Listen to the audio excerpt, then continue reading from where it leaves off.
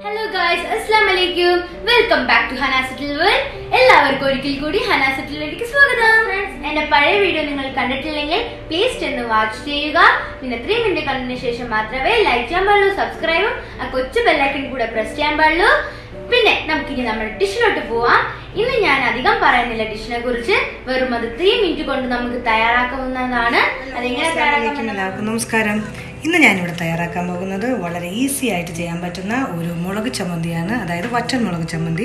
വളരെ ടേസ്റ്റിയാണ് ഈ ചമ്മന്തി. നമുക്ക് പ്രത്യേകിച്ച് വേറെ കറികളൊന്നും ഈ ചമ്മന്തി ഉണ്ടെങ്കിൽ വേണ്ട. അപ്പോൾ എങ്ങനെയാണ് നമുക്ക് തയ്യാറാക്കുന്നത് നോക്കാം. ആവശ്യമായ സാധനങ്ങൾ എന്തൊക്കെയാണെന്ന് നോക്കാം. ഞാനിപ്പോൾ ഇവിടെ ഒരു 12 വറ്റൽമുളക് എടുത്തിട്ടുണ്ട്. ഒരു 25 ചെറിയ ഉള്ളി ഞാൻ രണ്ടായിട്ട് കട്ട് ചെയ്ത് വെച്ചിട്ടുണ്ട്. പിന്നെ കുറച്ച് കറിവേപ്പില വേണം. 2 ടേബിൾ സ്പൂണോളം വെളിച്ചെണ്ണ എടുത്തിട്ടുണ്ട്. വെളിച്ചെണ്ണയിൽ ചെയ്യുന്നതാണ് ഏറ്റവും നല്ല ടേസ്റ്റ്. പിന്നെ നമ്മുടെ വാളംപുളി, അത് ഒരു നെല്ലിക്ക വലിപ്പം. ഇതിലൂടെ നമുക്ക് ഏകദേശം 2 ടേബിൾ സ്പൂണോളം വെളിച്ചെണ്ണ ആഡ് ചെയ്ത് കൊടുക്കാം. അപ്പോൾ നമ്മുടെ എണ്ണ ഒന്ന് ജസ്റ്റ് ചൂടായിട്ടുണ്ട്. അതിലോട്ട് നമ്മുടെ വറ്റൽമുളക് ഇട്ട് കൊടുക്കാം. എന്നിട്ട് അതിനെ നന്നായിട്ടൊന്ന് റോസ്റ്റ് ചെയ്തെടുക്കാം. അപ്പം നമ്മുടെ മുളക് ഒന്ന് മൂത്തിട്ടുണ്ട്. ഇതിനെ നമുക്ക് മാറ്റാം. ഇനി സെയിം ഓയിലോട്ട് നമ്മുടെ കുഞ്ഞുള്ളി ഉണ്ടല്ലോ, അത് നമുക്ക് ആഡ് ചെയ്ത് കൊടുക്കാം.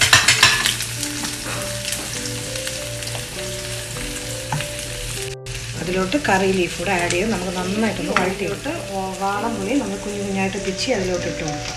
അപ്പോൾ ഈ വാളംപുളി എണ്ണയിൽ കിടന്ന് നന്നായിട്ടൊന്ന് വേകണം.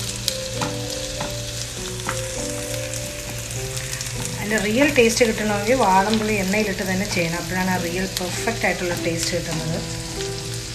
ഇതിലോട്ട് 1 ടീസ്പൂൺ ഉപ്പ് നമുക്ക് ആഡ് ചെയ്ത് കൊടുക്കാം.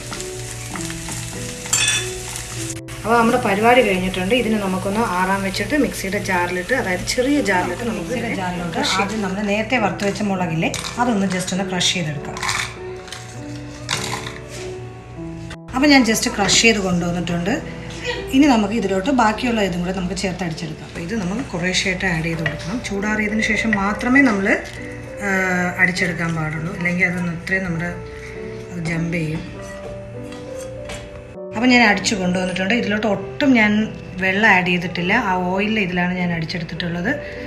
അപ്പോൾ നമുക്കിതിനെ ഇനി ഒരു സെർവിങ് ബൗളിലോട്ട് മാറ്റാം. അപ്പോൾ ആ കണ്ടില്ലേ, നമ്മുടെ സ്വാദിഷ്ടമായ വളരെ ടേസ്റ്റി ആയിട്ടുള്ള നമ്മുടെ വറ്റൻ മുളക് ചമ്മന്തി ഇവിടെ റെഡി ആയിട്ടുണ്ട്. നമുക്ക് എന്തിനോടൊപ്പവും, അതായത് കപ്പ, കഞ്ഞി, ചോറ്, ഇനിയൊരു കറി ഇല്ലാന്നും പറഞ്ഞ് നമുക്ക് വിഷമിക്കേ വേണ്ട. ഈ ഒരു ചമ്മന്തി മാത്രം മതി നമുക്ക് കഴിക്കാൻ വേണ്ടിയിട്ട്. അപ്പോൾ നമ്മുടെ പുതിയ വീഡിയോ വരുന്നത് വരെ ബൈ.